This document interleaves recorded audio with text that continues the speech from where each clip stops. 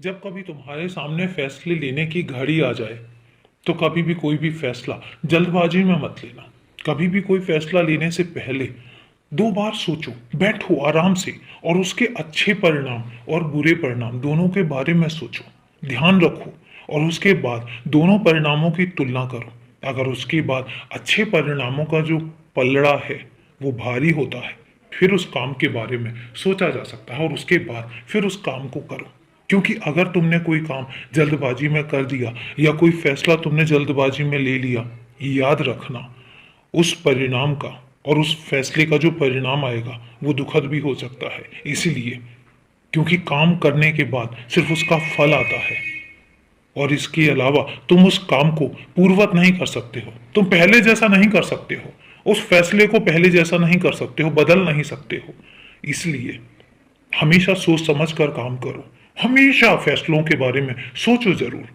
और अगर फिर भी तुम्हें कुछ समझ ना आए, छोड़ दो सब चीजें, मेरे पास आकर बैठो, मुझसे कहो और मेरे सामने छोड़ दो। फिर देखो मैं काम करूंगा, मैं फैसले लूंगा, मैं तुमसे काम करवाऊंगा, पर मैं तुम्हें कभी भी किसी उलझन में नहीं रहने दूंगा। तुम बस थोड़ी सी सबूरी रखो।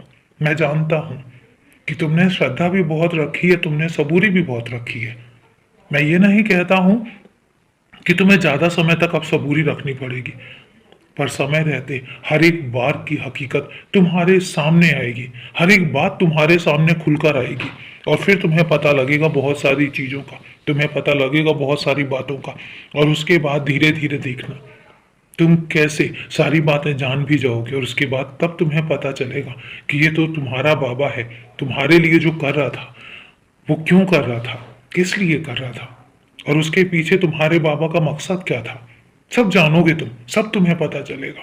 कुछ चीजें आज पता लगी हैं, कुछ चीजें बहुत जल्दी पता लग जाएंगी। ये जो साल है ना, ये साल तुम्हें बहुत कुछ बताकर जाएगा, बहुत कुछ देकर जाएगा, बहुत कुछ सिखा कर जाएगा।